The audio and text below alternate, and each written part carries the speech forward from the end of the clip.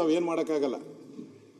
Radar, ಅವ್ರ ರ್ಯಾಡಾರೇ ದೊಡ್ಡ radar, ಅದು ಒಂದು ಇಸ್ರೇಲ್ ರ್ಯಾಡಾರ್. ಅದು ಈಗ ಇರಾನ್ ಅವ್ರು ಹಾಕ್ತಾವ್ರಲ್ಲ, ಇಸ್ರೇಲ್ಗೆ ಗೊತ್ತಿಲ್ಲದಂಗೆ. ಮುಖ್ಯಮಂತ್ರಿಗಳ ಗಮನಕ್ಕೆ ಬಾರದಲ್ಲೇ ಇದೆಲ್ಲ ನಡೆದಿದೆ ಅಂದ್ರೆ ಅದ್ರ ಇನ್ನೆಂತ ರ್ಯಾಡಾರ್ ಇರ್ಬೋದು ಸರ್? ಉಪಮುಖ್ಯಮಂತ್ರಿದೇ ದೊಡ್ಡ ಕ್ಷಿಪಣಿ, ಅದ್ರ ಜೊತೆ ಅವ್ರು ಆ ರ್ಯಾಡರಿಗೆ ಅವ್ರು ಸಿಗ್ತಾ ಇಲ್ಲ ಅಂತಂದ್ರೆ ಅದು ಇನ್ನು ಹೆಂಗಿರ್ಬೋದು ಅಂತ. ಆ ಟೆಕ್ನಾಲಜಿ ಸ್ವಲ್ಪ ಬೇಕಾಗತ್ತೆ ನಮಗೆ. ಅಲ್ಲ, ಅವ್ರದ್ದು ಒಂದು ಎಲ್ಲ ಒಂದ್ ಕಡೆ ಸಾಫ್ಟ್ ಇರ್ಬೇಕು. ಅವರು ಡಿ ಕೆ ಶಿವಕುಮಾರ್ ಒಂದು ಸ್ವಲ್ಪ ಸಾಫ್ಟ್ ಇದ್ದಾರೆ ಈ ವಿಚಾರವಾಗಿ. ಯಾಕೆಂದ್ರೆ ಅವ್ರು ಹೇಳಿದ್ದಾರೆ ಕಟ್ಟಡಗಳ ಎತ್ತರದ ಮಿತಿ ಪರಿಶೀಲನೆ ಅಂತ. ಕೆಲವು ಸರಿ ಮೌನವೂ ಸಮ್ಮತಿಯನ್ನ ಸೂಚಿಸುತ್ತೆ. ಇಷ್ಟೆಲ್ಲ ಅವರು ಕರಪ್ಷನ್ ಅಂತ ಹೇಳ್ತಾ ಇದ್ರು, ಇದೆಲ್ಲ ಹೇಳಿದಾಗ ಡಿ ಕೆ ಶಿವಕುಮಾರ್ ಅವರು ಮೌನವಾಗಿದ್ದಾರೆ ಅಂದ್ರೆ ಸಮ್ಮತಿ ಅಂತ ಹೇಳೋದು ಅಥವಾ ಎಲ್ಲದಕ್ಕೂ ನಂದು ಒಪ್ಪಿಗೆ ಅಂತ ಹೇಳೋದು ಏನು ಅಂತ. ಸುನೀಲ್ ಅಣ್ಣ, ನಿಮಿಷ, ನಾನು ನಿನಗೂ ಉತ್ತರ ಕೊಡಕ್ಕೆ ದೇವ್ರ ಶಕ್ತಿ ಕೊಟ್ಟಿದ್ದಾನೆ, ಅವ್ರಿಗೂ ಗೊತ್ತದ. ನಾನು is a leader of the opposition, I should not disturb you.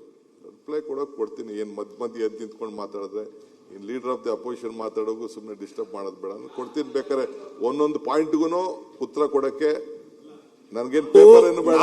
ನಾವು ನಿಮ್ಮ ಆಡಳಿತದಲ್ಲಿ ಹೆಂಗ್ ನಿರೀಕ್ಷೆ ಮಾಡಿದ್ವಿ ಅಂದ್ರೆ, ಮೊನ್ನೆ ಈ ಖಾತಾದ ವಿಷಯ ಮಾತಾಡಿದಾಗ ಸಾಕ್ಷಿ ಇದೆಯಾ ಎಲ್ಲಿದೆ ಅಂತ ಕೇಳಿದ್ರಿ. ಒಂದ್ ನಿಮಿಷ ಆನ್ಸರ್ ಮಾಡಿ. ಈ ತರದೊಂದು ದಾಖಲೆ ಸಮೇತ ಅವ್ರು ಕೊಟ್ಟಾಗ ನಿಮ್ಮ ಆಡಳಿತ ಚೆನ್ನಾಗಿದೆ ಅಂತ ಆಗಿದ್ರೆ ನೀವು ಸ್ಪಾಟ್ ಅಲ್ಲಿ ಸಸ್ಪೆಂಡ್ ಮಾಡ್ತೀರಿ ಅದ್ ನಿಂತ್ಕೊಂಡು ಅಂತ ಹೇಳ್ತಾ ಇದ್ದೆ, ಅನ್ಕೊಂಡಿದ್ದೆ.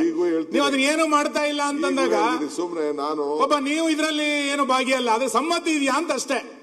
ನಿಮ್ ಸಮ್ಮತಿ ಇರ್ಬೇಕಷ್ಟೇ, ನಮ್ ಸಮ್ಮತಿ ಇಲ್ಲ. ಈಗೂ ಫೋನ್ ಪೇ ಕೊಟ್ಟಿದ್ದಾರೆ, ಎಲ್ಲದೂ ಕೊಟ್ಟಿದ್ದಾರೆ, ಇನ್ನೇನ್ ಬೇಕು, ಇನ್ನೇನ್ ದಾಖಲೆ ಬೇಕು? ಉತ್ತರ ಕೊಡೋ ಟೈಮಲ್ಲಿ ಉತ್ತರ ಏನ್ ಬೇಕೋ ನಾನು ಹೇಳ್ತೀನಿ.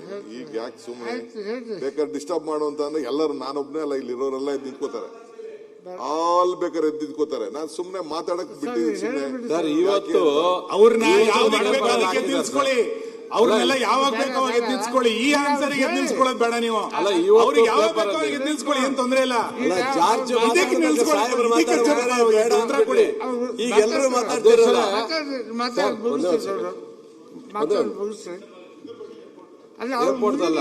ಆಯ್ತು.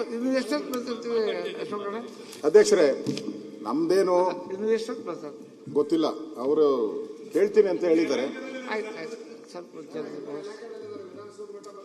ಮತ್ತೆ ಫ್ಲೈಟಿಗೆ ಹೋಗಕ್ಕೆ ಲೇಟ್ ಆಗತ್ತೆ ಅಂತ ನೀವೇ ಹೇಳ್ತಿದ್ರಿ. ಇಲ್ಲ, ನಮ್ಗೆ ಕ್ಯಾನ್ಸಲ್ ಮಾಡ್ಕೊಂಡ್ರು, ಅವಾಗ ಮುಂದಕ್ಕೆ 1 hour ಮುಂದಕ್ಕೆ ಹಾಕೊಂಡ್ರು.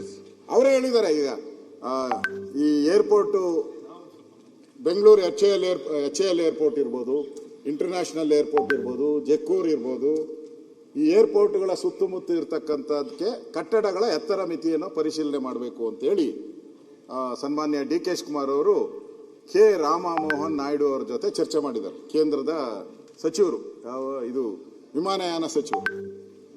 ಅದ್ರಲ್ಲಿ ಜಕ್ಕೂರು ಇದೆಯಾ ಅಂತ ನನ್ನ ಡೌಟ್ ಅಷ್ಟೇ. ಜಕ್ಕೂರು ಇಂಟೆನ್ಷನ್ ಇಟ್ಕೊಂಡು ಹೇಳಿದಾರ ಇತ ಜನರಲ್ ಆಗಿ ಹೇಳಿದಾರ, ಅದನ್ನು ಅವ್ರು ಕ್ಲಾರಿಫೈ ಮಾಡಬೇಕು. ಯಾಕಂದ್ರೆ ರೈಸ್ ಮಾಡೋದು ಇದು ಏನೋ ಒಂದು ರೆಕಾರ್ಡ್ ಹೋಗ್ಲಿ ಬಿಡಿ. ಈಗ ನಾನು ರಾಮಮೋಹನ್ ನಾಯ್ಡುನ ಭೇಟಿ ಮಾಡೋದು ನಿಜ. ಇಡೀ ದೇಶದಲ್ಲೇ ಒಂದು ಮಾದರಿ ಇದೆ, ಕರ್ನಾಟಕ ರಾಜ್ಯದಲ್ಲಿ ಒಂದು ಮಾದರಿ ಇದೆ. HAL ಇರ್ಬೋದು, ಇಂಟರ್ನ್ಯಾಷನಲ್ ಏರ್ಪೋರ್ಟ್ ಇರ್ಬೋದು, ಯಾವುದೇ ಏರ್ಪೋರ್ಟ್ ಅಕ್ಕಪಕ್ಕ ಈಗ ಪ್ರೀಮಿಯಂ ಎಫೇರ್ ಮಾಡಿದೀವಿ. ಅದರಿಂದ ನಮ್ಮ ಬೆಂಗಳೂರು ನಗರಕ್ಕೆ ದುಡ್ಡು ಬರಬೇಕು.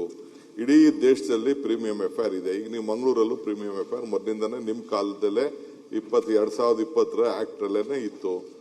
ನಾವು ಅದನ್ನ ಎಕ್ಸಿಕ್ಯೂಟ್ ಮಾಡಕ್ಕೆ ಕೆಲವು ಬೇಕಾದಷ್ಟು ಕೋಡ್ ಅವು ಇವು ಅಡಿಷನಲ್ ಬರ್ತಾ ಇದೆ. ಸೊ ಇಡೀ ದೇಶದಲ್ಲಿ ಯಾವ ರೀತಿ ಇದೆ, ನಮ್ಮ ರಾಜ್ಯದಲ್ಲೂ ಆ ರೀತಿ ಮಾಡಿಕೊಡಿ ಅಂತ ಅಂದ್ಬಿಟ್ಟು ರಿಕ್ವೆಸ್ಟ್ ಮಾಡಿದ್ವಿ. ಈಗ 0.6 ವರ್ಗು ಕೂಡ ನಾವು ಹಿಂದೆನೆ 2004 ಏನು ಅಮೆಂಡ್ಮೆಂಟ್ ಮಾಡಿದ್ರು ಅದಕ್ಕೆ ಅವಕಾಶ ಮಾಡಿಕೊಟ್ಟು ಆ ದೃಷ್ಟಿಯಿಂದ ಅವ್ರಿಗೂ ರಿಕ್ವೆಸ್ಟ್ ಮಾಡಿದ್ವಿ. ಅವ್ರಿಗೆ ಇವ್ರಿಗೆ ಇವು ಶಿಫ್ಟ್ ಮಾಡೋದು ಮತ್ತೊಂದು ಮಾಡೋ ವಿಚಾರ ನಾವೇನು ಹೇಳಿಲ್ಲ. ಇವು ಅಲೋ ಏನು ಕೋನ್ ಬಿಟ್ಬಿಟ್ಟು ಮಿಕ್ಕಿದ ಏರಿಯಾಗಳಿಗೆ ಇನ್ ಸ್ವಲ್ಪ ಅಲೋ ಮಾಡಿದ್ರೆ ಜನ ಪ್ರೀಮಿಯಂ ಎಫ್ಐಆರ್ ತಗೊಳ್ತಾರೆ, ನಮ್ಮ ಸರ್ಕಾರಕ್ಕೂ ದುಡ್ಡು ಬರ್ತದೆ. ಅಷ್ಟು ಹೇಳಿವೆ ಹೊರತು, ಅಷ್ಟರಲ್ಲೇ ನಾವಿದ್ದೀವಿ ಹೊರತು ಇನ್ನು ಅವರು ನಮ್ಮ ಸೆಂಟ್ರಲ್ ಗೌರ್ಮೆಂಟ್ಗೆ ಇವರು ಡಿಫೆನ್ಸ್ ಮಿನಿಸ್ಟರ್ಗೆ ನಾವು ಕಳಿಸ್ಕೊಡ್ತೀವಿ ಅಂತ ಅವ್ರು ಹೇಳಿದ್ದಾರೆ. ಡಿಫೆನ್ಸ್ ಮಿನಿಸ್ಟರ್ಗೆ ಒಂದು ಪತ್ರ ಕೂಡ ನಾನು ಬರಿತಾ ಇದ್ದೀನಿ ಆ ವಿಚಾರದಲ್ಲಿ. ಹಿಂದೆ ರಾಜನಾಥ್ ಸಿಂಗ್ ಅವರು ಬೆಂಗಳೂರು ಬಂದಾಗ ಈ ವಿಚಾರ ಪ್ರಸ್ತಾವನೆ ಮಾಡಿದ್ದೀನಿ.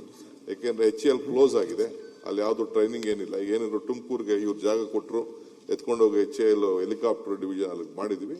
ಸೊ ಪರ್ಮಿಷನ್ ಕೊಡಿ, ಇನ್ನು ಸ್ವಲ್ಪ ಎನ್ಹಾನ್ಸ್ ಮಾಡೋಕ್ಕೆ ಹೈಟ್ನ ಅಂತ ಒಂದು ರಿಕ್ವೆಸ್ಟ್ ಮಾಡಿದ್ವಿ. ಅದು ನೆಕ್ಸ್ಟ್ ಮೀಟಿಂಗ್ ಅಲ್ಲಿ ಆಗ್ತದೆ. ಇದು ಯಾವುದು ಜಕ್ಕೂರ್ ವಿಚಾರ ನಾವು ಪ್ರಸ್ತಾವನೆನೂ ಮಾಡಿಲ್ಲ, ಅದು ಸಂಬಂಧನೂ ಪಟ್ಟಿಲ್ಲ. ತಾವು ಹೇಳ್ದಂಗೆ ಬಂದಿತ್ತು, ಈ ಸಬ್ಜೆಕ್ಟ್ ಬಗ್ಗೆ ಬಂದಿತ್ತು. ಬಂದಾಗ ನಮ್ಮ ಕೃಷ್ಣ ಬೈರೇಗೌಡರು ಏನು ಸ್ಟ್ಯಾಂಡ್ ಹಿಂದೆ ಏನು ಹೇಳಿದ್ರು, is also on the same stand. Government ಕೂಡ ಅದಕ್ಕೆ ಸಮ್ಮತಿಯಾಗಿ ಚೀಫ್ ಮಿನಿಸ್ಟರ್ ಕೂಡ ಅದಕ್ಕೆ ಒಪ್ಪಿದ್ದಾರೆ. ಈಗ ನಾವು ಅದ್ರ ಬಗ್ಗೆ ಸದ್ಯಕ್ಕೆ ಯಾವ ವಿಚಾರ ಕೂಡ ನಾವು ಚರ್ಚೆ ಮಾಡ್ತಾ ಇದ್ದೀವಿ. ಪಾಪ ಜಾರ್ಜ್ ಅವರು ಬಿಲ್ ತಗೊಳ್ಬೇಕಲ್ಲ. ಕಾಂಪ್ಲೆಕ್ಸ್ ಮುಗೀತು. ಇನ್ನೊಂದು ಎರಡೇ ಸಬ್ಜೆಕ್ಟ್ ಅಷ್ಟೇ ಮುಗ್ದೋಯ್ತು. ಮೇಜರ್ ಇರೋದೆಲ್ಲ ಮುಗ್ದಿದ್ದು ಅಧ್ಯಕ್ಷ.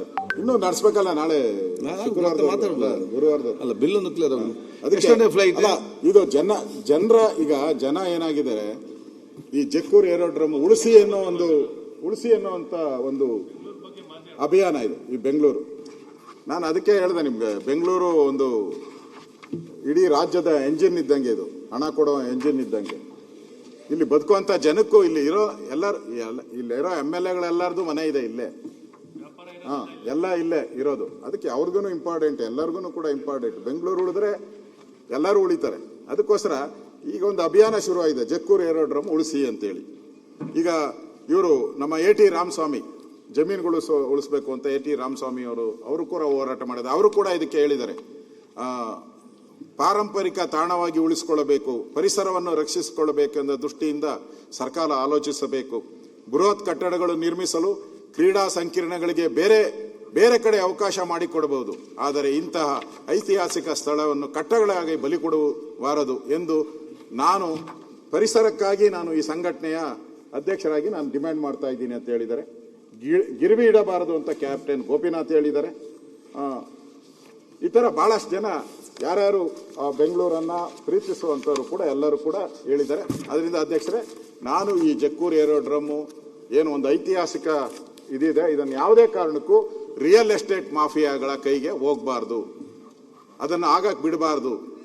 ಹಿಂದೆ ನಿಮ್ಮ ಸರ್ಕಾರ ಇದ್ದಾಗ ಅದನ್ನು ಕ್ಲಬ್ ಮಾಡಕ್ಕೆ ಹೊರಟಿದ್ರಿ, ಅದಕ್ಕೂ ಕೂಡ ನಮ್ಮ ಸರ್ಕಾರ ಇದ್ದಾಗ ತಡೆ ಮಾಡಿದಿರಿ, ಅದನ್ನು ಕೂಡ ಇದಾಗಕ್ಕೆ ಬಿಡಬಾರ್ದು. ಅಶೋಕ್ ಹೇಳಿ, ನಾನು ನಿಮ್ದು ಕಾಲದಲ್ಲಿ ಏನೇನು ಕೊಟ್ರಿ ಅಂತೆಲ್ಲ ನಾನು ಡಿಬೇಟ್ ಬೇಡ. ಏನೇನಾಯ್ತು, ಯಾವ್ದಾದ್ರು PPP ಹೋಯ್ತು, ಯಾವ್ದಾದ್ರು ಅಗ್ರಿಮೆಂಟ್ ಆಯ್ತು, ಇದು ಬೆಗ್ಗರ್ ಕಾಲೋನಿ ಏನಾಯ್ತು, ಅದೆಲ್ಲ I don't want to disclose. ಈಗ ಚರ್ಚೆ ಮಾಡಕ್ ಬೇಡ. ಈ ಸಂತ ಒಂದು ಪ್ರೈವೇಟ್ ರಸ್ತೆಗೆ ಹೋಗುವಂತ ಜಾಗನ ಹೆಂಗ್ ಪ್ರೈವೇಟ್ ಅವ್ರದ್ದಾಗ್ತದೆ? ಯಾವ ಗೌರ್ಮೆಂಟ್ ಆದ್ರೂ ಆ ರೀತಿ ಯೋಚನೆ ಮಾಡ್ತಾರೆ? ಯಾವುದು ಅಂತ ಯೋಚನೆ ಇಲ್ಲ. ಏನಾರು ಇತ್ತು ಅಂತ ಅಂದ್ರೆ ಅವ್ರು ಹೇಳ್ದಂಗೆ ಒಂದು ಸ್ಟೇಡಿಯಮು ಇಲ್ಲ ಅಂತಂದ್ರೆ, ನನಗೆ ಪೀಯೂಷ್ ಗೋಯಲ್ ಅವ್ರು ಹೇಳಿದ್ರು ಒಂದು ಭಾರತ್ ಮಂಟಪ ತರ ಏನಾರು ಒಂದು ಮಾಡಿ ನೋಡಿ, ನಾವು ಸ್ವಲ್ಪ ದುಡ್ಡು ಕೊಡ್ತೀವಿ ಅಂತ ಕೂಡ ಹೇಳಿದ್ರು. ಅಂತವೆಲ್ಲ ಬೇಕಾದ್ರೆ ಯೋಚನೆ ಮಾಡಕ್ಕೆ ಚಿಂತನೆಗಳು ನಡೀತಾ ಇರ್ಬೋದು. ಇವತ್ತು ನಾನು ಹೋಗಿ ಅವ್ರು ಹೇಳಿದ ಮೇಲೆ ಭಾರತ್ ಮಂಟಪ ನೋಡ್ಕೊಂಡು ಬಂದೆ. ಆಮೇಲೆ ಇನ್ನೊಂದು ಎಕ್ಸಿಬಿಷನ್ ಸೆಂಟರ್ ಹೊಸದಾಗಿ ಯಶೋಭೂಮಿ ಅಂತ ಒಂದು ಮಾಡಿದ್ದಾರೆ. ಎರಡು ನೋಡಿದ್ದಾರೆ, ಫಸ್ಟ್ ಕ್ಲಾಸ್ ಮಾಡಿದ್ದಾರೆ, ಇಂಟರ್ನ್ಯಾಷನಲ್ ಫಸ್ಟ್ ಕ್ಲಾಸ್ಗೆ ಮಾಡಿದ್ದಾರೆ. ಅಂತವೆಲ್ಲ ನೋಡ್ಕೊಂಡು ಬಂದಿದ್ದೀವಿ. ಏನಾದ್ರು ಕನ್ಸ್ಟೆಂಟ್ಸ್ ಇದೆ, ಈಗ ಬೇಡ, ರಿಪ್ಲೈ ಮಾಡಾಗ ಅದ್ರ ಬಗ್ಗೆ ಮಾತಾಡ್ತೀವಿ. ಆಯ್ತು ಮಾಡಿ, ಉಳಿಸಿ ಅಷ್ಟೇ, ನಮ್ದು ಉಳಿಸಿ. ಅಧ್ಯಕ್ಷರೇ, ಇವತ್ತು ಬೆಂಗಳೂರು ಕಾರ್ಪೊರೇಷನ್